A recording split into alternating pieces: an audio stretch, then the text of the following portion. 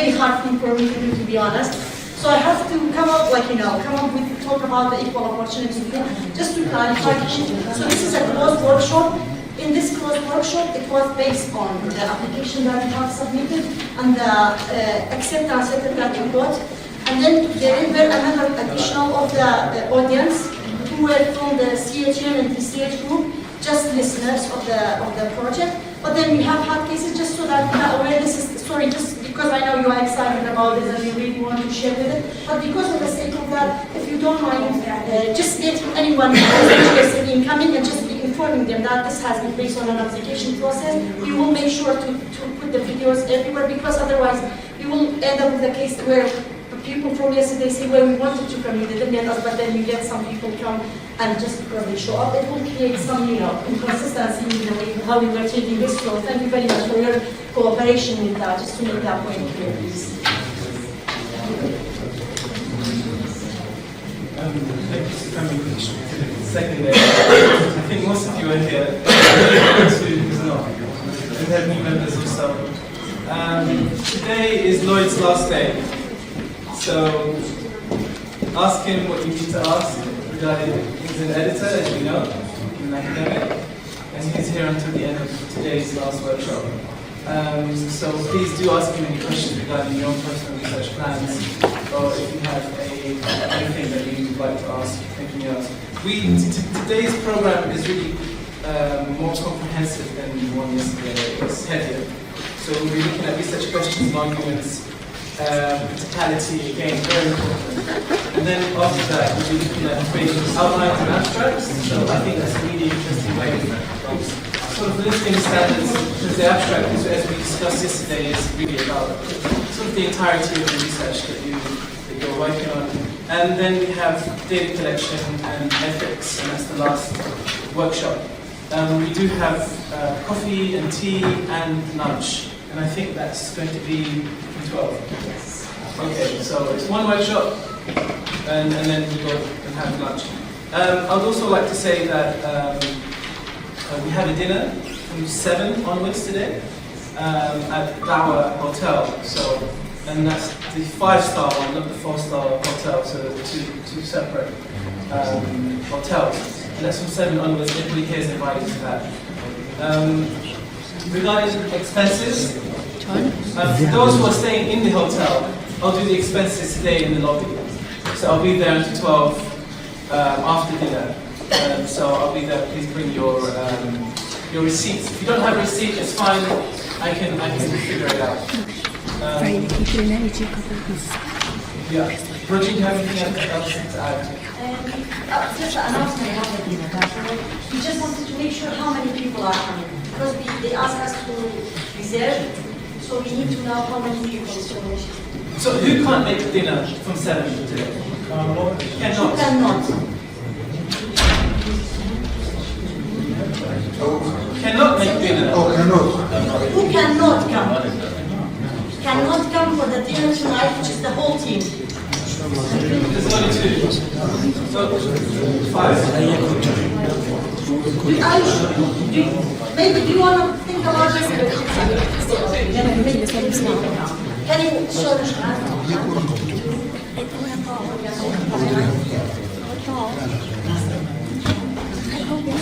How many more hands? Any more hands? So only is that 5?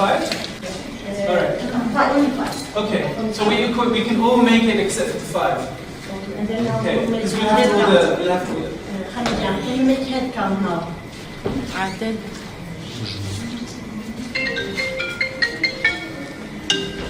So I introduce Sarah again. Well, I'm going to introduce myself as a way of then having them introduce themselves. So the first thing I want to do today is I want to learn about you. Because you have names, and I will probably forget, and I apologize now, but I'm going to try to remember your names. And all of you have areas of research, and I'd like to know those so that as we start doing some of the activities, I have a sense of what you know. So what I'm going to ask you to do, and I'm going to do it first, is to say your name, the institution you work for, and then what is your area of research in one sentence. I know as academics we can talk for hours about our research. I just wanted an overview, a general sense of where your research sits. And don't worry, we'll be going in deeper into specific work you're working on, so I'll learn more. So I'm Sarah Camacho Felix. I work at the London School of Economics and Political Science. And my research I research international higher education, specifically how we can include different forms of knowledge as we teach. Okay, nice and quick. So maybe it's better to go in a circle than to take all in here. So maybe if we start on this end and slowly make our way across. My name is Sulaimani Polytechnic. I work as a lecturer at the University of Sulaimani. My specialty in social work, environment, and pollution. My name is Jaafar Jotheri, and I'm a PhD student in IT field. My research is about contributing to government through artificial intelligence. My name is Mohammed. I'm a lecturer at the Technical College of Engineering. And your areas? My name is Kamal. I graduated last year, and my specialty is economic, related to real estate. And I'm an editor of the University of Al Qadisya. My name is Abdulrahman Ghazi. I am from Mosul, and my discipline is computer science. I'm a lecturer in engineering, electrical engineering college, and also I am a member in the remote sensing research center.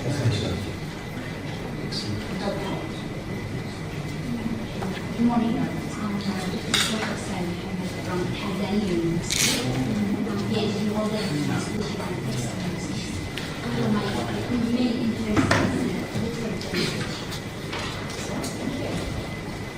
My name is Dr. Ala Hamdul. I'm from Boston University. My expertise and my research work is in disaster risk management of cultural heritage.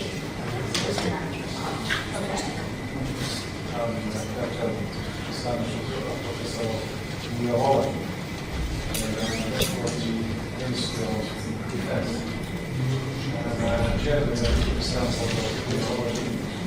I have two sections, being context.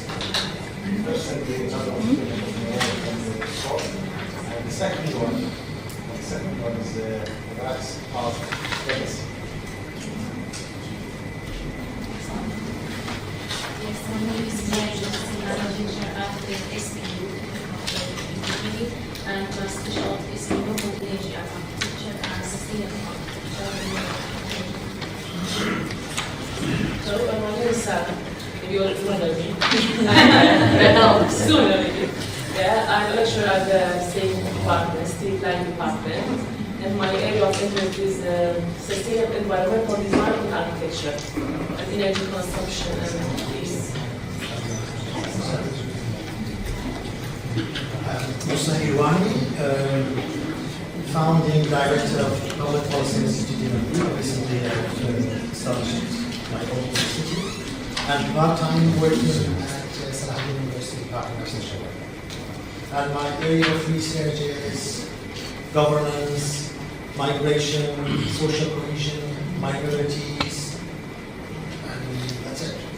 That's a lot. From Sulaimani University, Department of Social Work, area of research, information psychology. I'm Rozhen Kamal Shah Mohammed. I'm working at the University of Al Qadisya, sociology department, and I am research about work on Okay. I'm Khalid Muhammad from the University of Al Qadisya, Associate Department. My area is Kurdish and career counseling. I am Sulaimani. I work at the school, Nahrein Network University. I have PhD in this media, culture, and communication. My name is Shman. I have a PhD in communication, culture, and media studies. I'm a senior lecturer at media department at the University of Sulaimani Polytechnic. my research area communications, culture and media studies, especially journalism, cultures and diversity policy. My name is Abdul Zangana. My area, I'm working at the University of Sulaimani. My area, digital media and protecting culture and heritage in digital age, and infographic film study and culture study. Good morning, everyone. My name is Abdullah. I work at Nahrein Polytechnic University. My specialty is in international law. Dr. Yakin, lecturer in public international law at Sulaimani University. Dr. Kerry, PhD in English Language and Linguistics. My specialty is linguistics in general, as well as pragmatics research. Dr. Mohammed Ibrahim Mahmoud. My specialization for area of study, translational comic skills from English into Arabic. I'm a lecturer at the Department of Translations. My institution is University of Kufa. Good morning, everybody. My name is Dr. Mohammed Sharif Baray. I'm a lecturer at the Department of History, Muslim University. My major in scientific and intellectual heritage, and also I have PhD in American and European contemporary history, and I'm teaching historical texts at the department. Kozar Ahmed, assistant professor of archaeology at the University of Sulaimani. My specialized field is in Syriology. I am Gulsarta.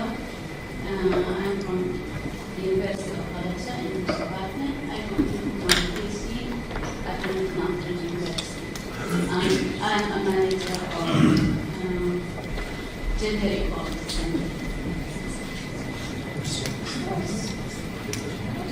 Good morning, Dr. Hussein Yusuf Hazmi from Mosul University, my specialty history and anthropology. My name is Dr. Abdullah Jumali. My specialty is historical geography and ancient Buddhist studies and life uniform text. Good morning, everyone. My name is Mushtaq Abdullah. I'm from Mosul University. My main area of interest is in translation studies, especially legal translation. My name is Sulaimani Polytechnic University of Mosul College Department of Arabic and Good morning, my name is Basil Kat. I have my PhD in anthropology. My major interest is about management heritage and museum study. I focused in the period between 2014 and 2017. I'm also from the University of Sulaimani, lecturer in physics department, and specialty methodology and constellation science. My name is Aras. I'm from University of Al Qadisya. I have PhD in journalism and politics, political knowledge. My research interests are e-journalism, social media, new technology, politics, human rights, migration, and globalization.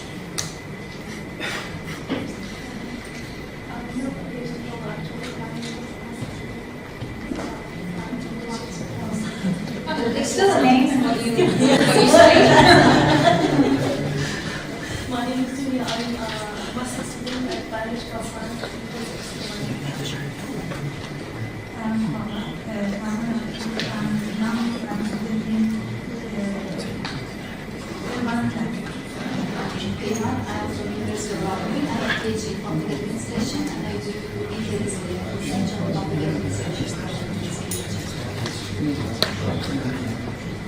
Everyone, good morning. I talk to I'm a house sociologist. I have a PhD in Malta. I'm a head of Tourism Foundation Management Department at the Nahrein Polytechnic University. I'm interested on the sociology of tourism, anthropology of tourism, tourism of development.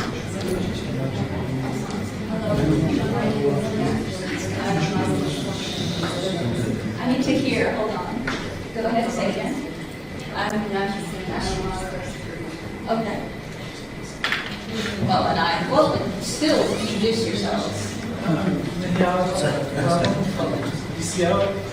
My interest is in state government and politics and heritage. Yeah.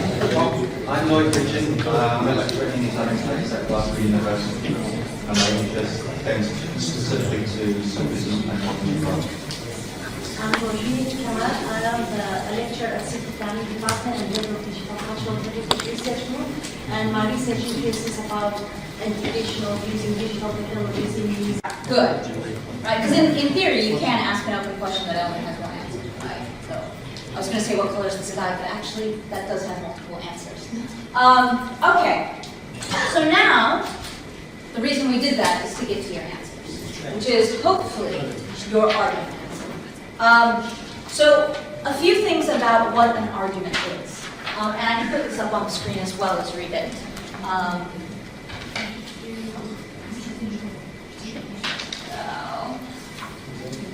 So arguments. So arguments are the basis for all articles that you're going to be writing, for all journal articles, for all academic texts, any academic text that you want to be publishing internationally. It's all about the arguments. The argument shapes everything that you do. So the first sort of things we need to be thinking about is arguments aren't the facts. Arguments are how you interpret the facts and the data and use theory. So the argument sort of sits above what the facts are. So it's about interpretation. And it's supported through data and through theory. So there is always an expectation of some engagement with theory. How do you theorize this question? How does this question force you to think in a particular way? An argument is contestable. So people should read your argument and go, maybe, right? They may be convinced by it, but there should be contestation. There should be disagreement, right? Somebody shouldn't read your article and go, well, everyone thinks that. Because then if everyone thinks that, then you're not offering anything new. So your arguments should be contestable. People should be able to question you. Now, hopefully your data and your theoretical evidence is so strong that they go, yeah, I might disagree, but you've got a point. And that's what an argument is. I might disagree, but you have a point. So it isn't a fact, and it's not a summary statement. You shouldn't be summarizing everyone else's ideas. It should be your idea. So yes, you use theory and literature from others, but you use that to make meaning of something new. So that's what arguments are sort of those things. And so what I want you to do is, it's okay, I'm moving on to the next one. So we have here my question, slightly phrased differently, I keep phrasing it differently. So how do students navigate the competing interests at transnational universities or branch campuses, right? Are they even aware of them? And then I have an answer. Please note, it's one sentence. So in one sentence, this is my argument. So my argument is, students navigate transnational higher education or branch campuses by consciously balancing, on one side, a simulation of Western values. It'll come back in a moment. Yep. To succeed in their studies, like they know they have to. In order to succeed, they know they have to assimilate these Western values. But at the same time, they're aware, they're conscious, they know about neocolonialism and neoliberalism that underpin these universities. So that's my argument. So I'm saying that students navigate it by assimilating Western values at the same time that they're critiquing these values, that they do it at the same time. So first of all, people can disagree with me. Oh yes, a lot of people do disagree with me. Right? So there's clear disagreement, multiple answers, in one sentence, my answer. So now, oh wow, that's even better. So now, what I want you to do is go back to your questions. In one sentence, what is your argument? Write it down.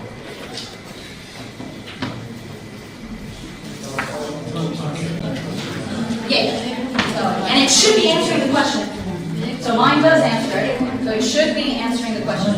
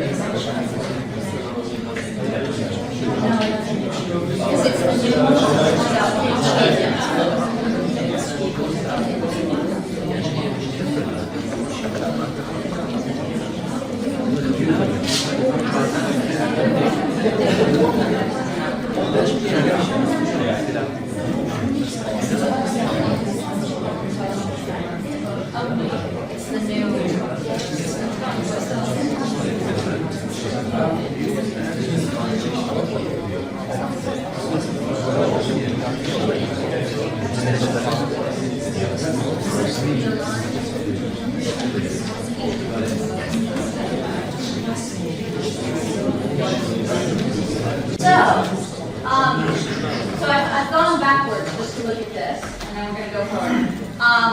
So if we go back to mind, we see, so if we think about what arguments are, so is it supportable facts, data, theory? Well, we don't know yet because I only have one sentence. But we do know it deals with theory because neoliberalism is a theory and neocolonialism is a theory. So we know there's theory somewhere in this answer, right? Let's see, what was the next one? Contestable. So yes, there are alternate views. People may argue that, no, they're not assimilating Western values. They're going to also say that the values of these universities aren't neoliberal. Maybe they're altruistic, right? Maybe they are, so there's disagreement. So is it self-evident? The answer isn't obvious. I hope it's not obvious. But maybe it is. And then it's not a fact, and it's not a summary statement. So are there maybe one or two people who are brave enough to share their answers with us so we can analyze? Sure?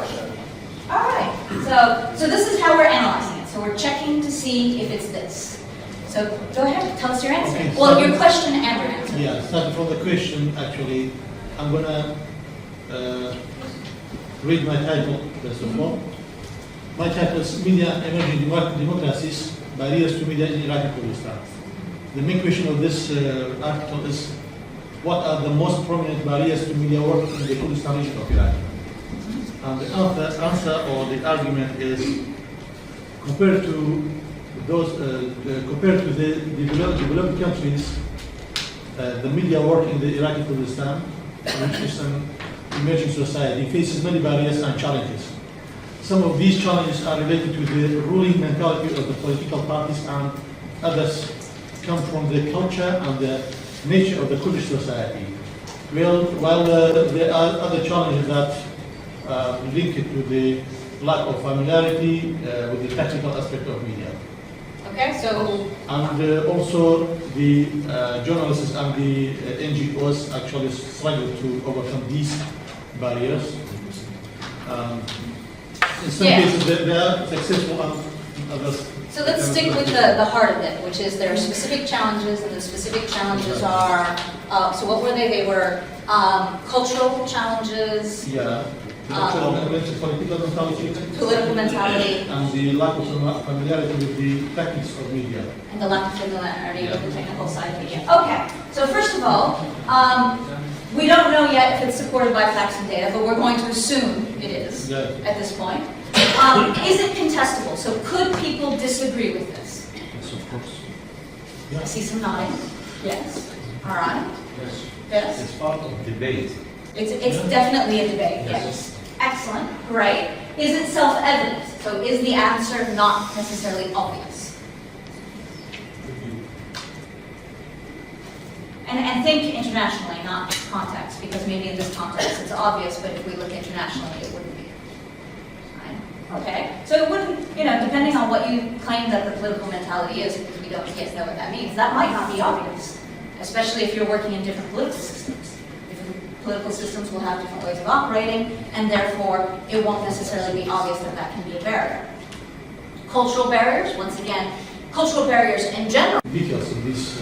Yeah.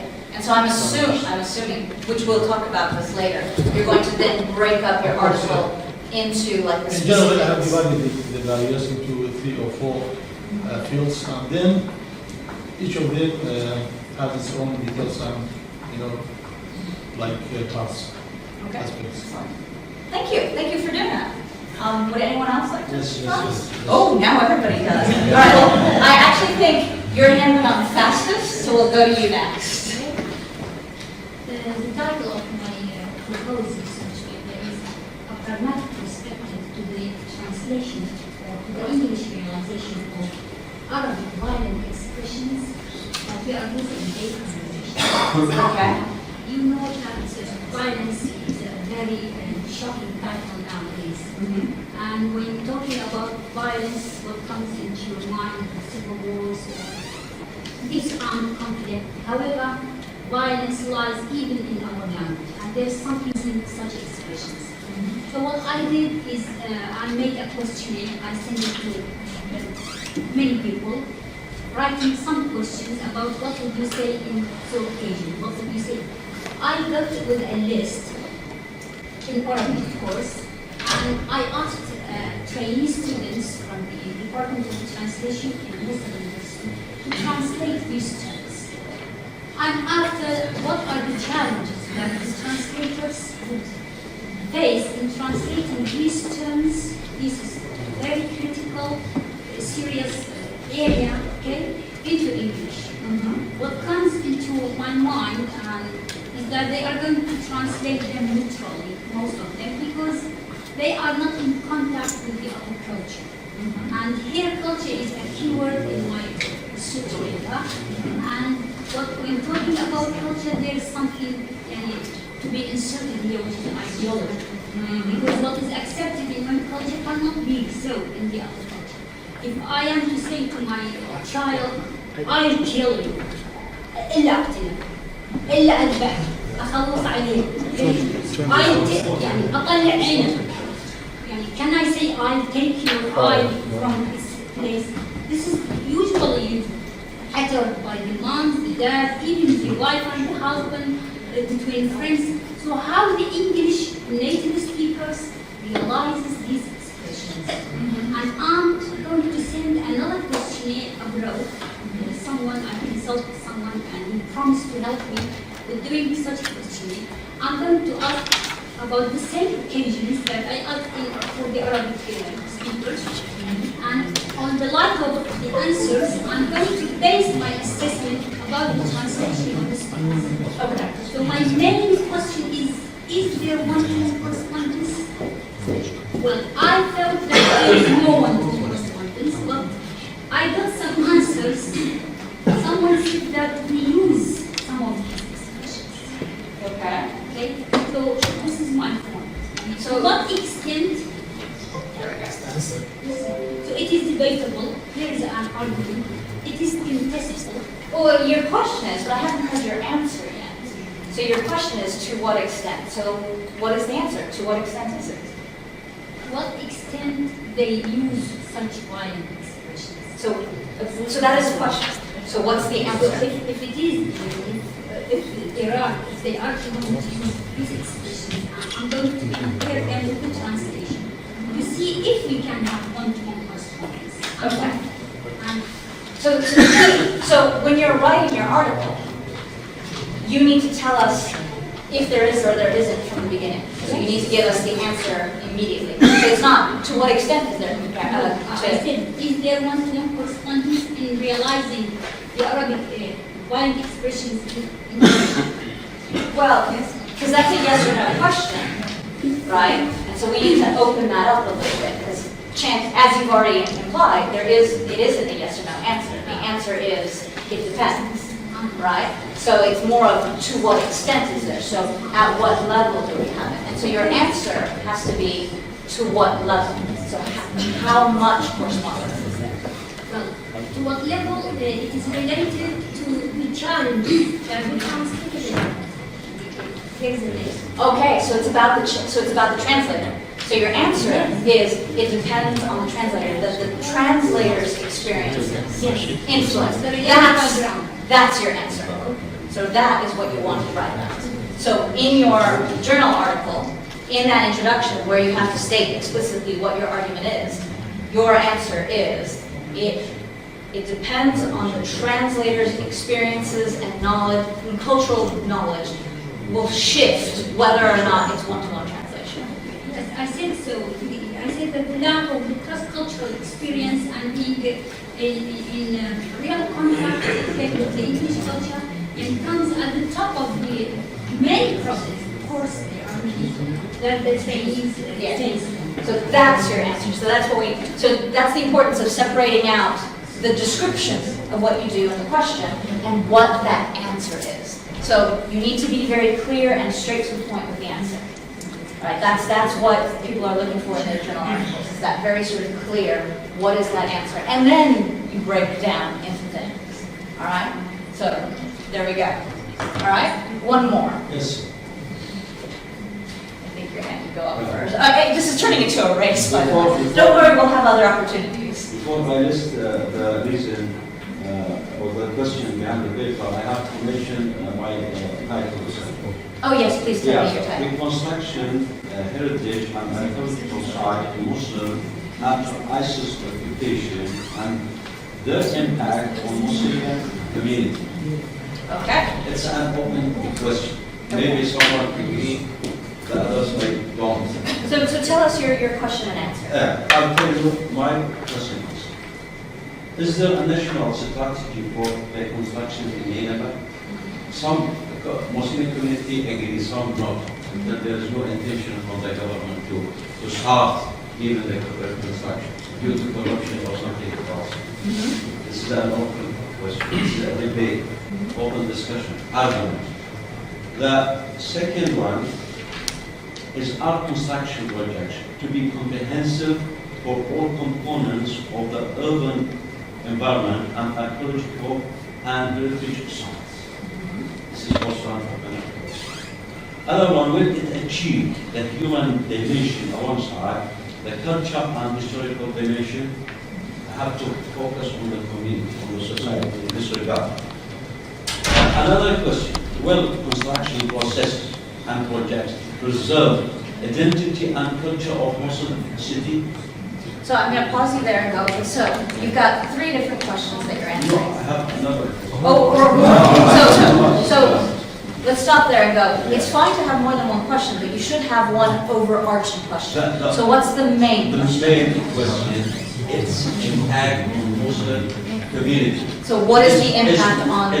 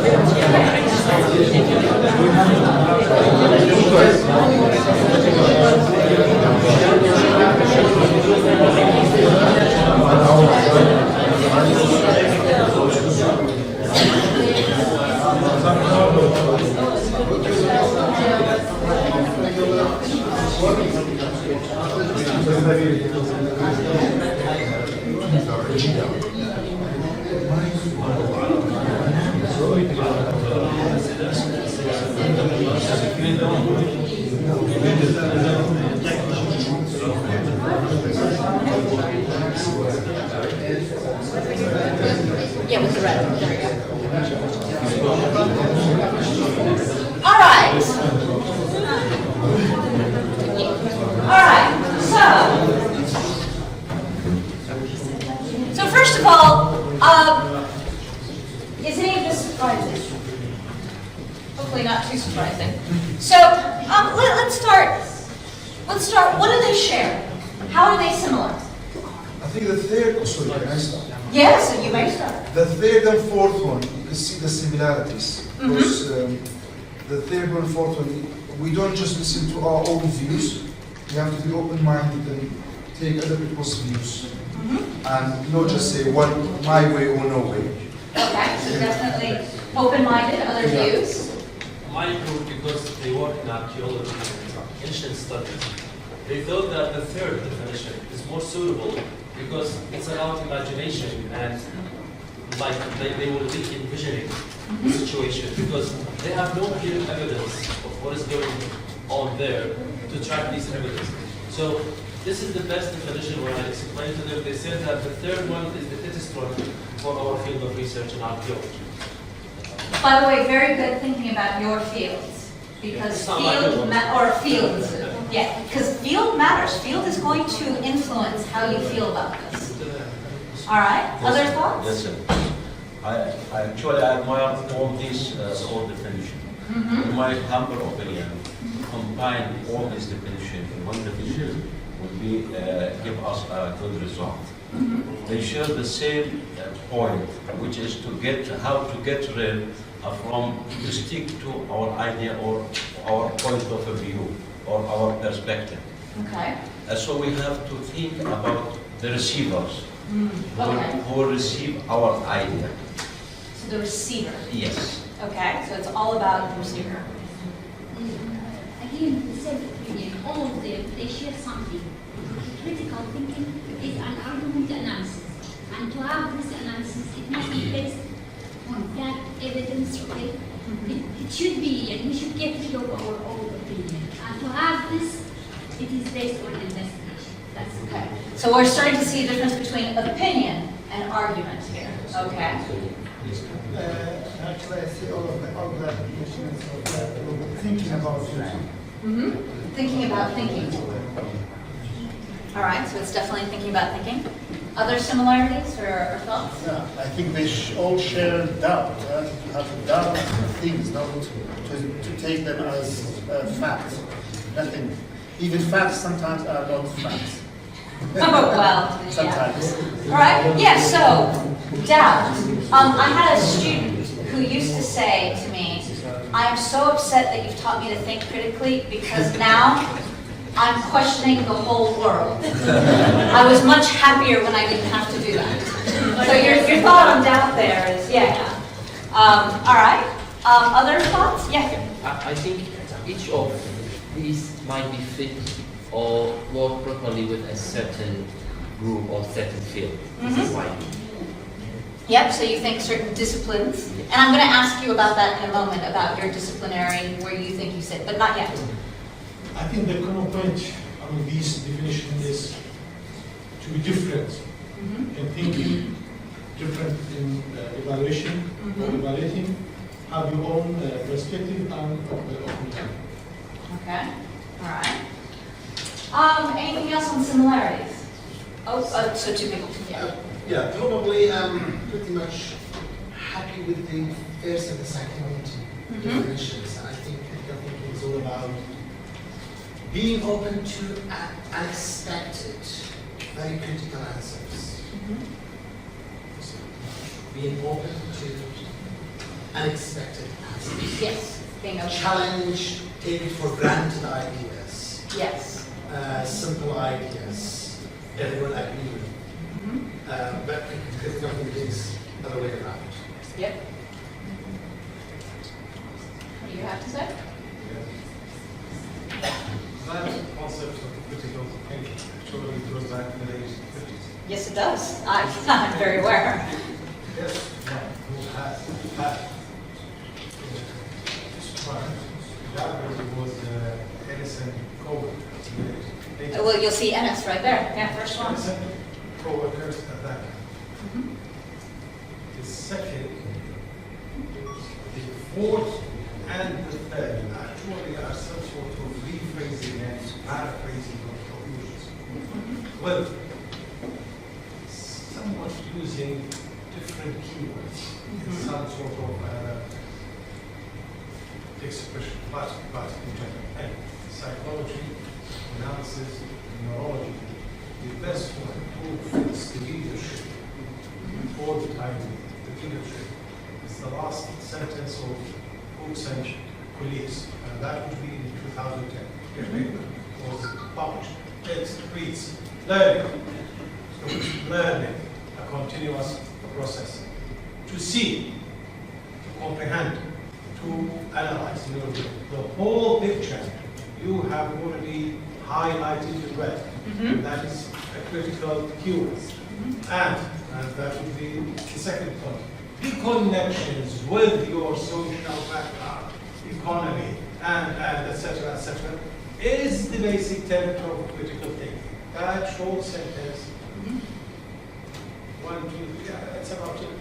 Yeah, it's actually a nice, concise, short, easy to read sentence. That last one summarizes the whole concept of critical thinking in a very basic and simple way to the leadership, out of context in psychology, of course, toward leadership. Therefore, all of them are more or less the same with different forms of expressions. How to use your brain to learn, see, connect, come up with something. So now I'm going to be a bit challenging now, because that's our point. And I do this quite often, is words have meanings, and while we do have words that have similar meanings, they're never the same. And so you're absolutely right that they're using similar words to express what critical thinking is, but these words do have slightly different meanings.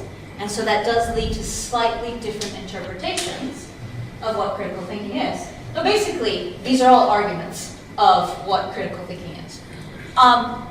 So now, in light of that, what are the differences? What are the different definitions highlighted that are different from each other? What did you see that was different about each one? So the first, so looking at them, how is the first one different from the others? How's the second? How's the third? What differences do you see? So, the third one belong to how to judge our, or how to answer our questions belong to others. That means if we have a questionnaire, that means others will judge or to achieve our findings by answering the questions. That means we use our imagination, seeing things from perspectives of. So that imagination being really important. Yeah. Okay. Yeah, I think the first one concentrates on analysis, one another on how you see things, on envisioning, imagination, and the last one on questioning. In these perspectives, they are different from each other. Yeah. Go ahead. The first and the last one, they are connected because the first one is still, and there is a highlight about facts, evidence, okay? And finally, he said that it should be, we should get rid of our own opinion. So we shouldn't insert our opinion. Rather, we have to investigate in order to reach the fact or this evidence. Okay. So they are So in a way, the first one, the third one helps us do the first one. Okay. Yeah. Go ahead. The first one and the second one is more justifying, is using more analysis, more evidence to be justifying, while the last one is like more practical criticism about it. And the third one is using different ideas, different values, different, especially when we use imagination, that means different reality. Okay. Is there a hand over here? Oh, okay, yeah. Yes. A slight difference, I think the third one is a little bit, I see sort of contradiction here. Imagination on one side and perspectives of others on the other side. But if I compare it with the first one, the first and the third one, there's a sort of differences. The first one highlights more the evidence or the reasoning, the linkage between our propositions and the conclusion that we get. But the first one is more close to, or sometimes imagination fills into the form of opinion. Okay. So imagination, so whereas the first one's deeply rational. It's based in the rational thought, right? The third one with imagination can be, if we think about what imagination is separate from this, it can be hyper irrational, right? It can be, so there's something about a balance going on there. Okay, all right. But the last part of the third tries to, make that balance. Yes, yeah. So imagination for a specific purpose. Exactly. Okay. Did you have as well? Yes, again, all of them. More or less. It's a form of rephrasing and paraphrasing. It depends on how the reader should complete things. What is on these sentences? Still just the core feature that makes each a different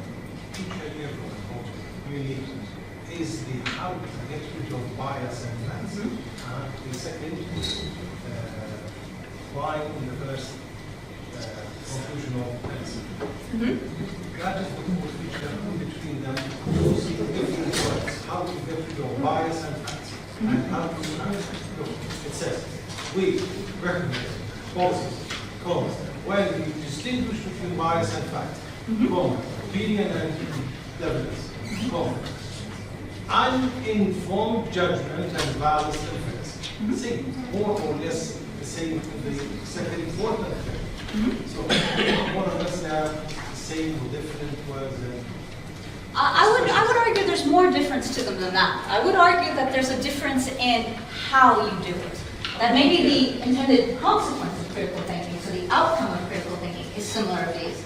But how you think critically, like the process of it, they're making different arguments on what the process looks like. So the outcome's the same, right? But the actual process, they're arguing for different ways of getting to that outcome. So now, which leads me to my next question, is I'm going to give you like a minute, not even a minute. Look back at these, and for your discipline, for your field, for the type of research you do, which definition speaks to you and why?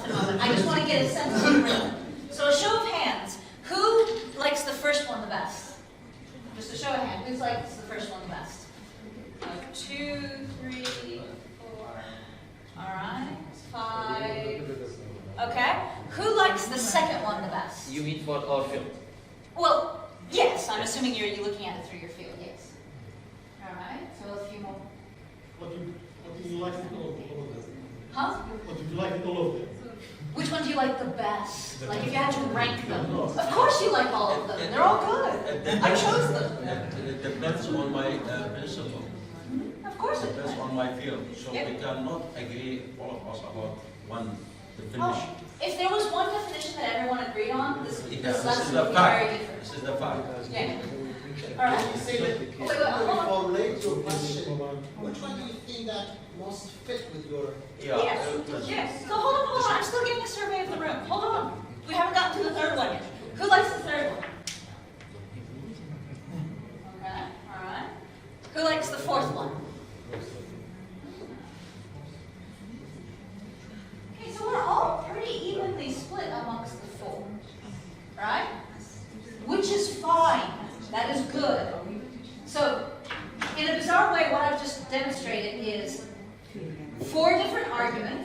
that are contestable, that different people agree on, that are saying slightly different things. All right, so for those of you who like the first one, why? Why do you like the first one best? They're all good, but why do you like the first one best? Yes? In my field, media and journalism, I think my many terms and phrases related to my field, like argument analysis and bias and biases, how to distinguish between them, how to recognize policies and opinion, evidences, and so on. So the terminology really suits the field of media. And that makes sense, because I've been reading a lot about bias versus fact in media and things like that, so it makes sense that would speak to you. Wonderful, that is a perfect reason to prefer that one. Yes? Actually, my field also is media. Okay. My title is Women's Striking Image in the Kurdish Media. So that one is exactly fit my research area because it's talking about opinion and evidence and different terms on listening. That is very good for me. And the most important thing is judgment, because society sometimes has their judgment, and for me, because I don't have to have a free judgment, that's very important. And bias and fact, it's very popular in media, so that one is.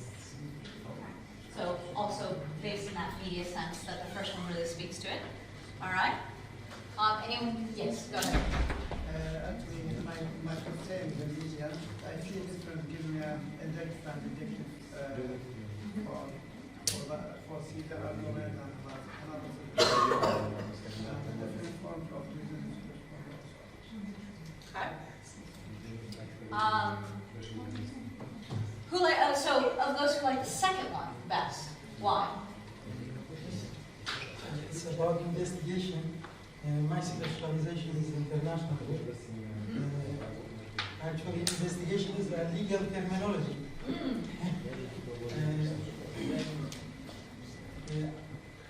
Actually, I worked in a research about ISIL crimes against Iraqi minority in light of international law or criminal international law. I compared what happened on the ground with legal texts. Yes. Then I reached the result of my conclusions. About I reached that is I can say that what happened, the crimes is reached to the genocide offense in international. So you're definitely using that sort of integration of available information to reach a conclusion that is justifiable. So you really like those words speak to you. Yeah. Because the critical thinking aspect of, because in law what we're trying to do is to investigate the purpose for what, to explore the situation and phenomenon of the question, and then to the hypothesis that we have, try to reach that with the conclusion. Why? In order to look at all the available data and information to get to the justifiable or the convincing way to justify that. As a historian, and my interest in history, I need first of all to collect information, actual information, foundation about the issue, about the hypothesis. Then after that, I have to investigate in order to reach that fact. And I need exploration also. Available information will help me to justify my conclusion. So it's fit my discipline, I think so. So as a historian, Yes. okay, that notion of investigation. Okay, yes? Yeah, exploratory type. Since I'm in policy research, I've got one hand on sociology, on the other hand policy analysis. So, yeah, exploration and evidence-based type of research. What else? Depending on the information data sets available. With policy, that can be all yes, sorts, yeah. particularly when you use mixed method, quantitative Yep. type of method. I think I just found myself feeling the second. All right. Who liked the, okay, for those who like the third one, why? The third one. So the imagination. Using our imagination, seeing things from perspectives other than our own, and envisioning the likely consequences of our position. Go ahead. I would say because it doesn't have something about fact, as in there is some factual things. Yes, while there are some facts, such as numbers and things like that, but in general, normally in argument, sometimes it's really about the context. So for me, what struck me in that point is that let's talk about trying to see others' perspective and imagining.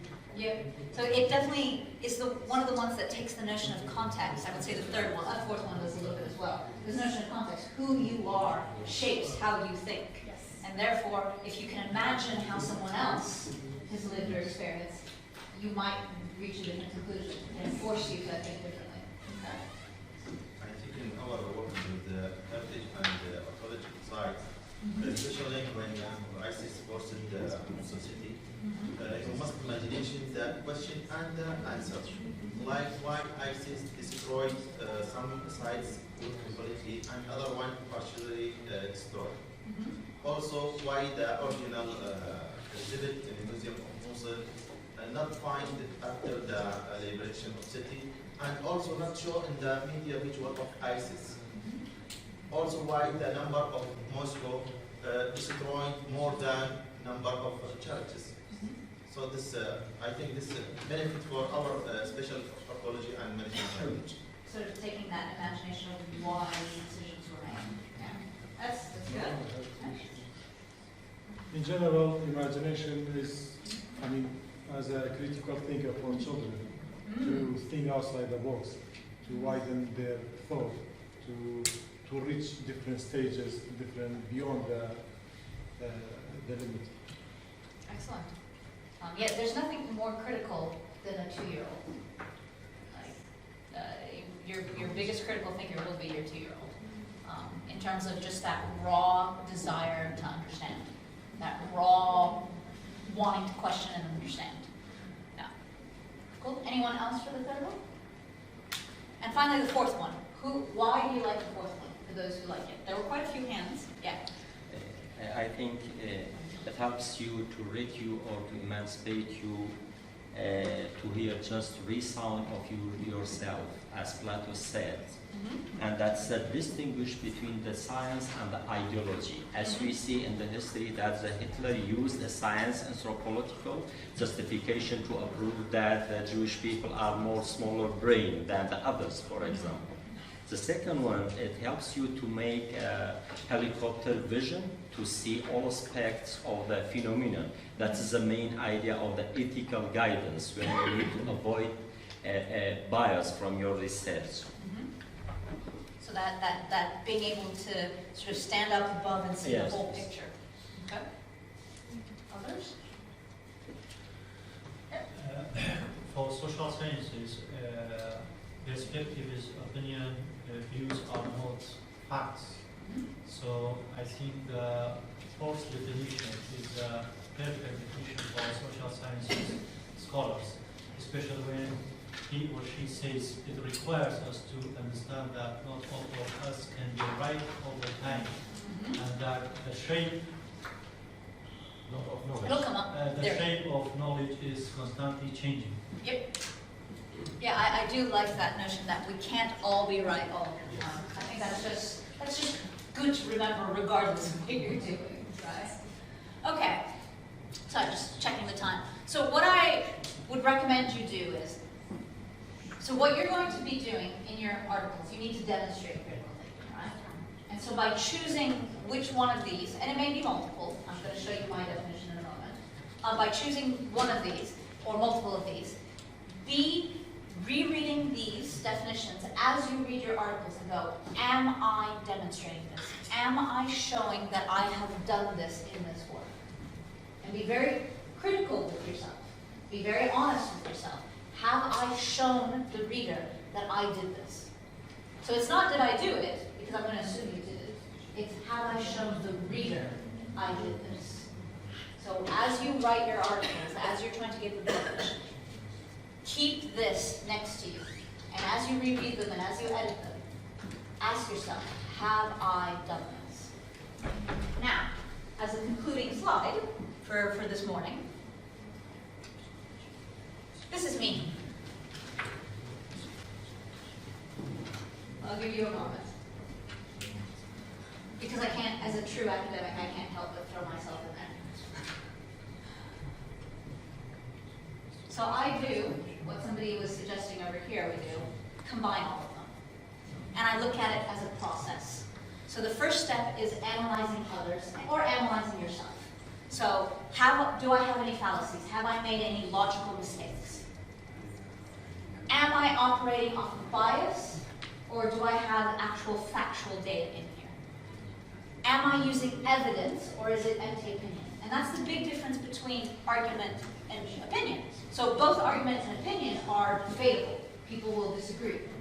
But an opinion is just, you have an opinion and you've never researched it. Whereas an argument is an opinion that's based in evidence. So do I have my evidence? And then, do I have tacit assumptions? So tacit meaning I don't say what my assumptions are, but when I read this I can tell I'm working from an assumption. Or do I explain why I start from a position? Do I explain why I think this way? All right?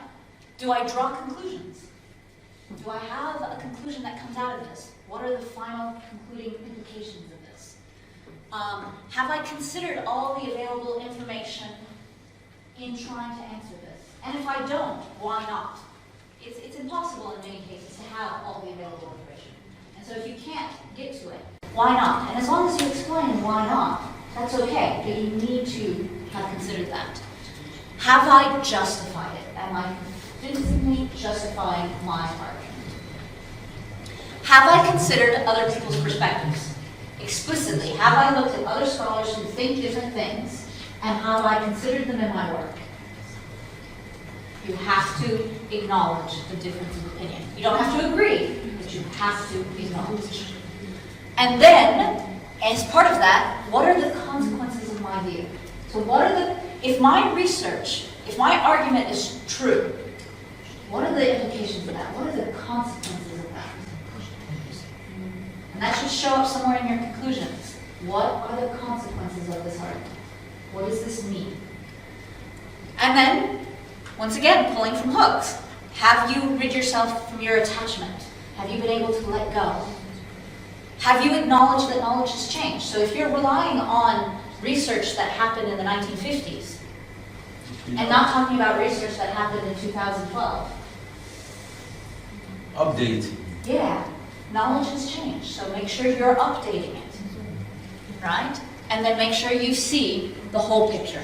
Like, what's the big picture and how does this argument connect to that big picture? And according to my watch, it's exactly new. Well done, well done. But any questions before we run off the eat?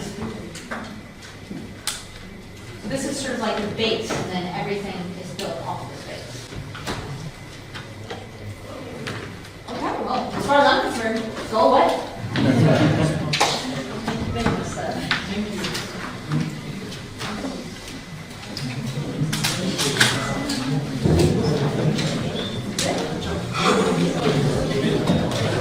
Who is well focused. But now, after lunch, when people tend to get tired and fall asleep, I'm sure the attention span is a lot shorter. So bearing that in mind, I'm going to take a backward step and let you guys do all the work. So what you've got, your handout, in fact, is a series of photocopies of abstracts from this journal. Okay? Now this journal is a special issue. So this journal comes out 5 times a year. Each time it's called an issue. So this special issue I chose specifically because it focuses upon Kurdistan. Okay, and it's the issue from October 2018. Special issues for me as the editor are really, really easy. They're easy because I don't have anything to do with them. So we employ someone who's a guest editor, and they do all the hard work. So I have no input into this, except I check the reports from the referees to make sure all the articles are publishable. However, I don't really have any input onto the content of the article. Okay? So, with respect to these abstracts from these articles, the person who is responsible for checking them is the general editor who did this special issue. So don't blame me. If you think, and I'm sure you will, if you think the abstract is weak. Now, remember what we were saying yesterday about a good abstract. 3 main points: your what question, your why question, your how question. Okay? Think about your research questions. Think about why are you doing this? What's original about your research? What do you contribute? Keyword, what do you contribute to the field that hasn't been done or argued before? And finally, your methodology. Another point to bear in mind when you do your abstract is there is no fixed, set way to write your abstract. So that, for example, may be the key and the original part of your article is the methodology. That might be the original aspect, in which case in your abstract you should highlight that, give that more importance in terms of the volume. Okay? An average abstract might perhaps divide the volume of the content into your what, why and how question equally. But that doesn't necessarily have to be the case. So long as you have those 3 elements, I'm sure the editors and the referees will be happy. Now, what I propose to do is to look at these abstracts in the short space of time that we have. Now, I realise that some of the English is a bit dense and is a bit English, okay, so it is a bit difficult. So what I propose to do is give you about 3 to 4 minutes to read it, and then my colleague, Professor Mushtaq over here, is going to roughly give you an indication for those of you who aren't sure what it's all about, what this abstract is all about. Then I'll give you a few minutes to mark out what you think are the good points and the weak points, or if there are any points that need to be discussed further in terms of a breakdown. And then we can have a general discussion about it. Okay? So I'll give you now 3 minutes to read the first abstract, the article, State and Non-State Interactions in International Relations, an Alternative Theoretical Outlook. Okay, so have a look at the English, see what you make of it, and we can discuss it after that.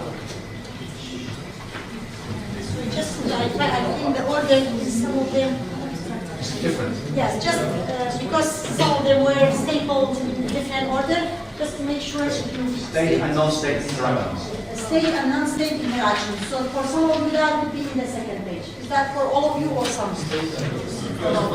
No, then just so that you know. So it's the one, it's written state and non-state interaction. That's what the abstract that we want to. So the author is Mariana. Yes, Sharon Tan. Mariana.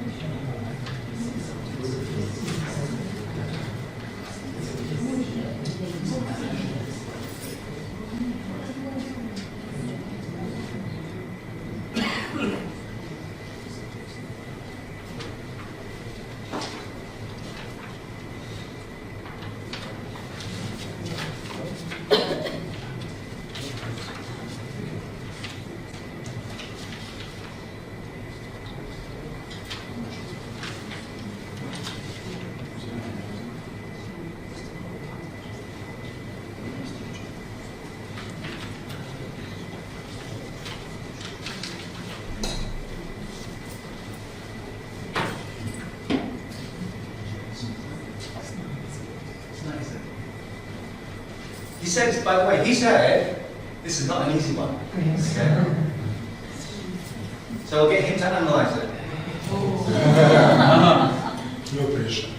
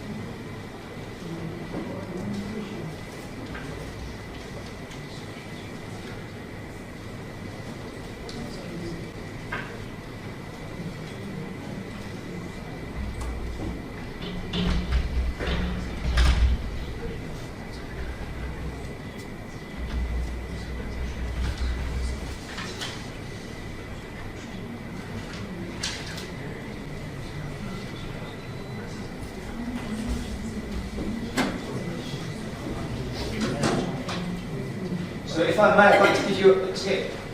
What I'd like you to do is to identify where the what question is, where the why question is, and where the how explanation is. And now I realize that they're not easy to identify, and sometimes they can be mixed up. Okay, so just perhaps highlight where you think these three appear.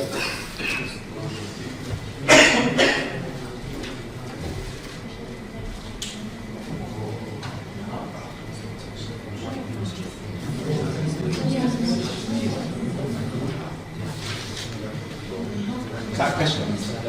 Do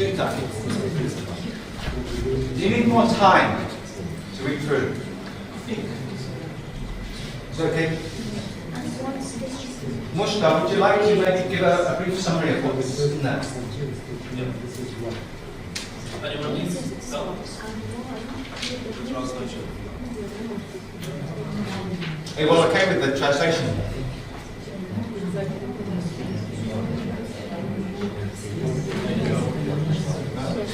Okay, so if there's no one that needs any help, let's start and look at the abstract. So, who's going to be brave and say where the what question is? Is that a question to the... Yeah, what question is, this paper offered alternative. There is a contribution here. Trying to add contribution for alternative for theoretical output informed by empirical findings. And why the question is existing theory, trying to explain existing theory, and their strands along with critical meta theory might have proved valuable as tool for approaching. This is the reason. So that's why, and the reason is yet the main school of thought appeal neither to give adequate coverage. So this is why, and this is the reason for why. And how the study suggests that international relations need to go beyond the existing paradigm that are either agent or structure oriented, and find it is remedy first. So this is my fantastic. Fantastic. I think though the key to the how is also included right at the very end, the last Comparative sentence. studies. Okay. Although in my opinion, and this isn't really my field, in my opinion, I think they could have been a bit more on the how, on the methodology, perhaps explaining a bit more for the non-specialists. But you've got the 3 key points, so fantastic, well done. Did you all get that? It doesn't say which would have been compared to what. Just say comparative method of reviews. Yes. With the focus on the Kurdish Absolutely. cases, and that's it. Absolutely. But it's not clear. It doesn't show the type of the comparison having used. For you guys, it might be instructive to know that if I read this as the editor of the journal and I was supposed to make a decision about whether to send this to referees, okay, 2 are explicitly clear. The third one is a little bit vague, a little bit ambiguous, so maybe 2.5 out of 3. Oh, it goes to the referees. Oh, what is it? Yeah. So this will be fine, okay? What I'd like you to do now is look at another one. I'm afraid the pagination is a bit difficult, but this one has been written by a scholar by the name of Ofra Bendio, contextualizing the Kurdish national project that fails the Iranian nation-state thesis. Okay? Contextualizing the Kurdish national project.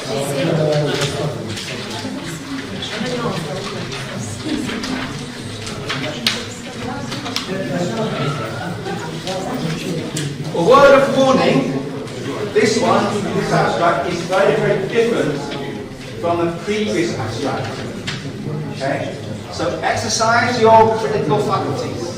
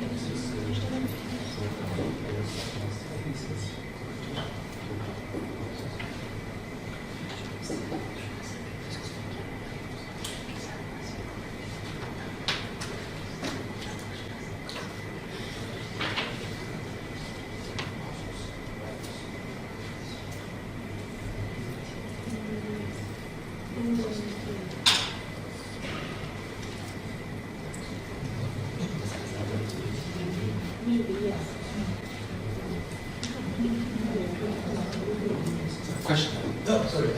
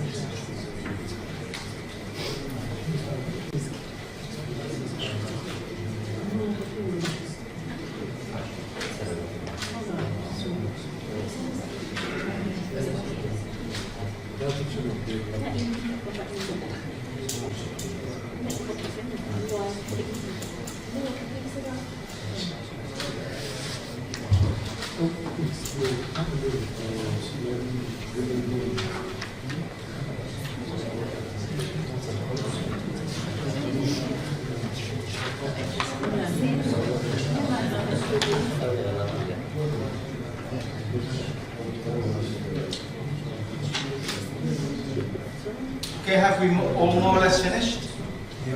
Should we go on? Any brave volunteer? Please, sir. I don't know, we will, in the group we disagreed with that one, but That's fantastic. But I'm going to say my opinion. Okay. I think Ufra, the lady, she has started with the how question, because I don't know if I'm wrong, but she says she's contrasting two schools of thoughts, and she's giving one school and then the second school, and then in the middle, when it says suggesting that, that's where she's saying what, and then the why question is my argument is, so the third line from the bottom. So there was dissent in your group? Yes, they disagreed. So can we have the dissent, please? So I'm wrong. No, not necessarily. I think the beginning is what? Yes. And when she talks about the two schools, this is what has been said about the case and the situation. And from my argument is that is the why. That's why. How? But where is the how?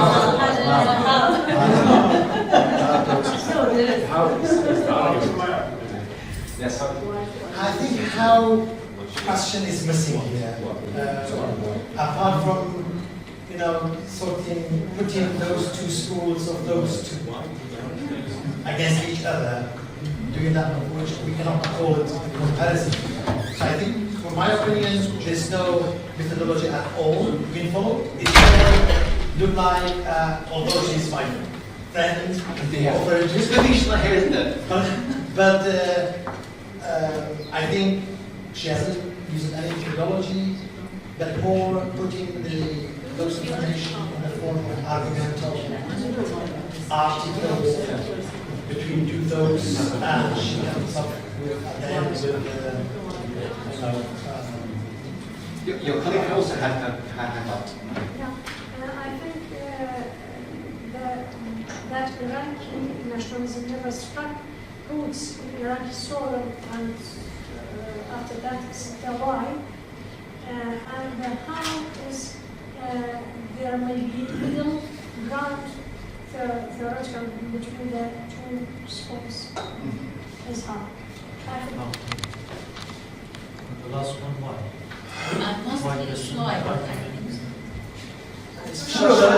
Shall I give you my verdict? Yes. When I read this, okay, exactly the same as you, I was looking for how. And for me, personally, it's just not there. At all. Zero. Zilch. In terms of the beginning, I read this as a why question. Okay? And the what comes kind of like in the middle. If I had been responsible for adjudicating on this, I would have sent it back to the author and asked her to be more explicit in terms of her methodology. Bring out what she brings to the discourse, how is she actually going to go about investigating her research question. So it wouldn't have been a complete and utter failure, it would have just been a kind of revision. One question then, but that's for me, because to me, it felt like the why question is not there, but I just want to understand whether I am getting your point clearly on the why part. Because for me, why mean as a contextualizing why this matter is important to be studied. So the reason I thought the how is available, but maybe not in a very clear way, was that here it says, by comparing two school of thought. So this is how this person is. Now what would be, this article seemed to analyze the Kurdish situation, but then the how would be by comparing two thoughts. That's true. And then the why would be, but then that's why I feel like why, because why this is even an important issue. But I think that the very first sentence, the first three lines at the top are perhaps the why question, but to make things more explicit and to make things easier for you guys, you might want to think about your why question in terms of a question, whereas she has many questions. I think that's maybe a stylistic decision that authors need to take. I'm not saying that my way is better. You should wait and see. But if you want to make it more explicit and keep right in the face of the reader, you might be better to Okay,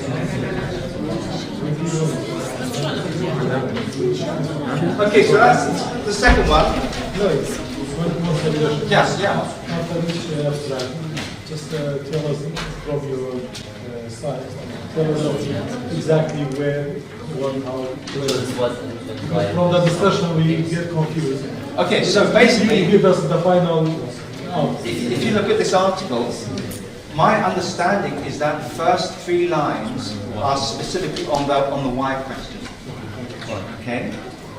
Now, there's been a difference of opinion, but there's been a good point raised that the how question is a contrast in the 2 different points of view. Okay, so that could be your methodology. Okay, and the what question, it comes more at the end. In fact, when you look at it, the last 1, 2, 3, 4, 5 lines is more or less a what question.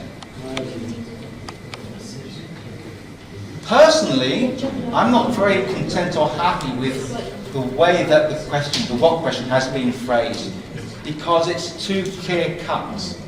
I prefer things to be open-ended, to promote discussion. As it stands here, it's final. Yeah? But again, I don't want to give the impression that all editors are going to be absolutely dogmatic and say it has to be like this. Okay? That's not the point of what we do. My preference, however, is that it's left open-ended so that people can express their own opinions, their own thoughts, and their own academic interests.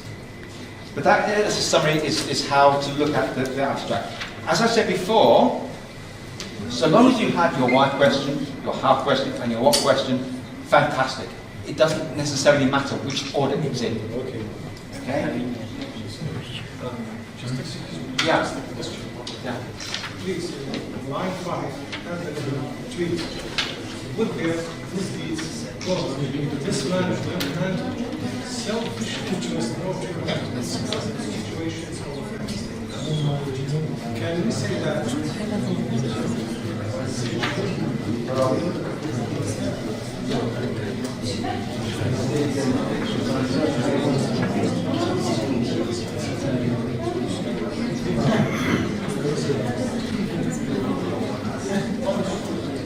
Good.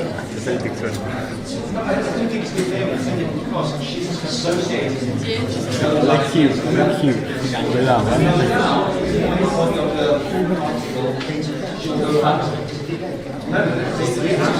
The abstract is a summary.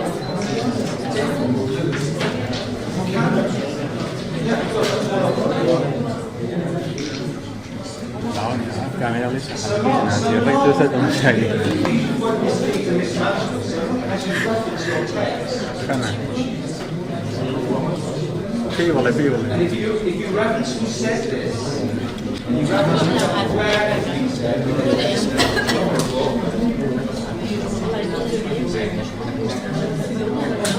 I just want to add, as you say, the first 3 lines is why, because she's saying analyzing it, so she's using the methodology to try to analyze the right conclusion.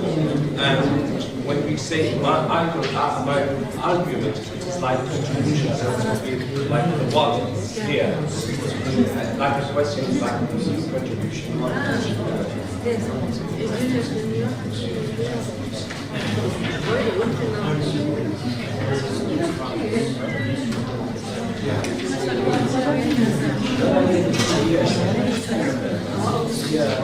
I think the first one was certainly mentioned in this thing.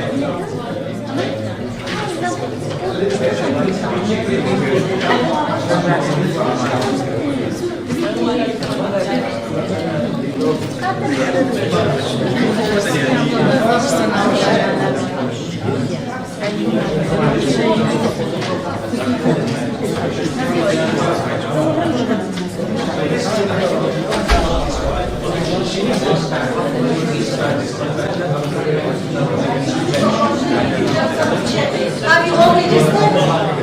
Do we have everyone registered? Do we have everyone saying on the list? Just to make sure.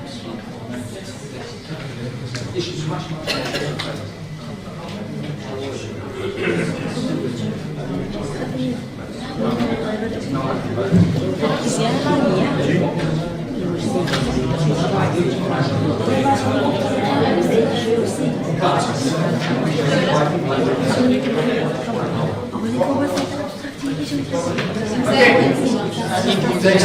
One more.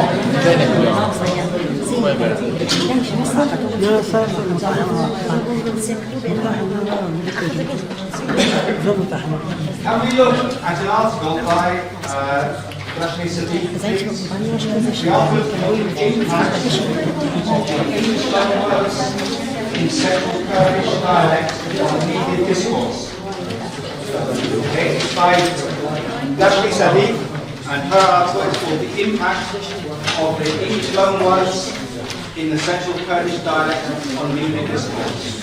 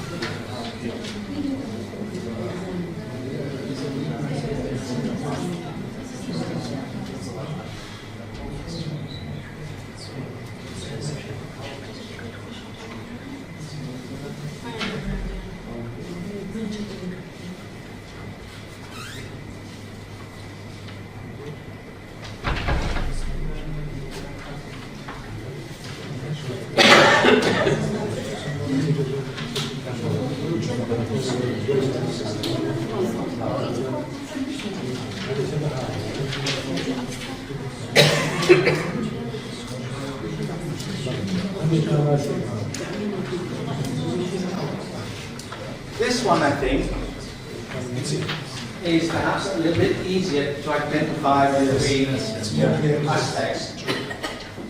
What I would like to do, in addition to identifying these three aspects, is comment on the overall weakness or strength.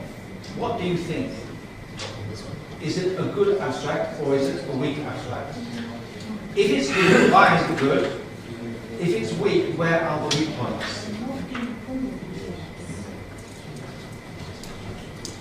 Yes, sir. I think it's a good abstract, particularly using those signposts. When you say this article analyzes this, that's that. So it's clear it says about what. And when it says because, those leaking words, direct us to the why type of question. Okay. And methodologically, same way it says how. Answers the how question. Okay. Any other views? Very straightforward. Very straightforward. Okay, we have one for the straightforward case. Any opposing ideas?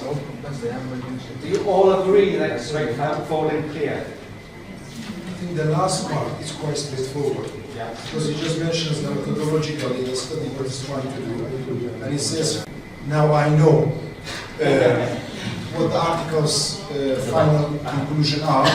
Also, it tells me the results indicate that, so I know the results as well. What then might be added to make the abstract stronger? May promote discussion. How? What might be added to promote discussion? What might be added to make the abstract stronger? Why? It is rather vague and short.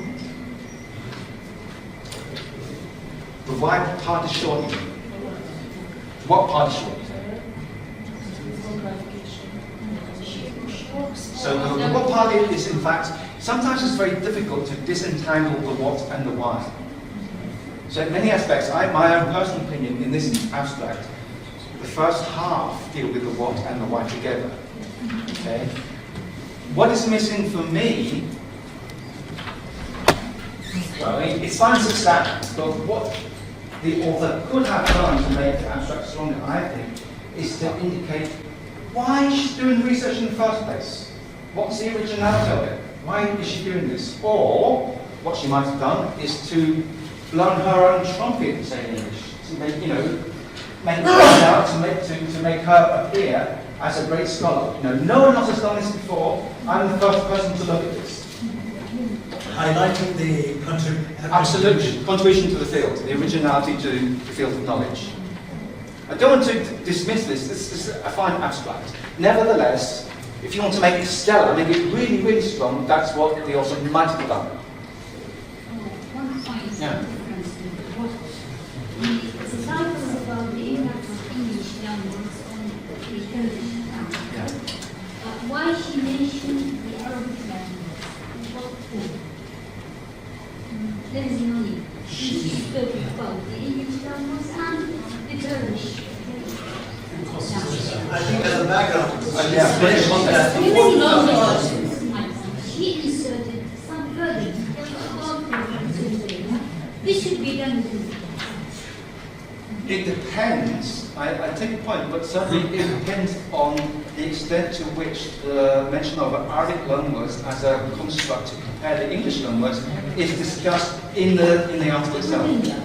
Or either she should add something to the title with reference or in comparison with the Arabic language. Anyway, that's a nice abstract in my view. Do we have time for one more before we go on to outlines, or should we? One more?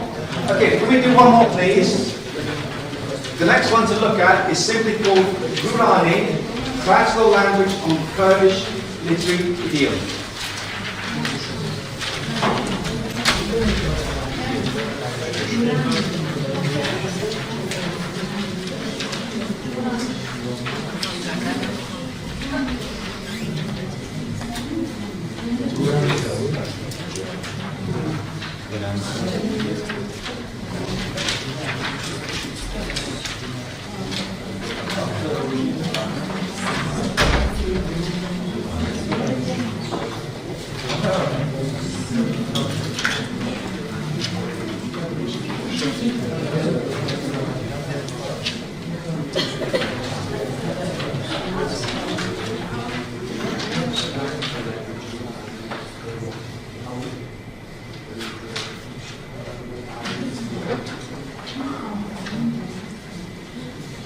As you are reading this, just want you to know that on the basis of our workshop this afternoon, hopefully you can then go back to your own abstracts, which you submitted to Mehiyar, and perhaps tweak them a little bit and reform them.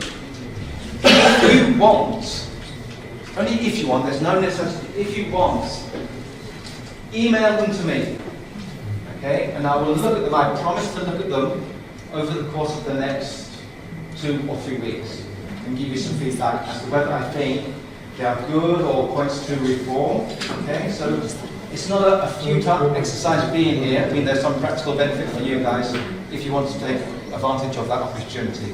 So email them to me. I'm sure these guys got a handle, right? My email will be there. Yeah. So So if you're interested, email your abstracts to me. And you'll get feedback. Can you write it on the note?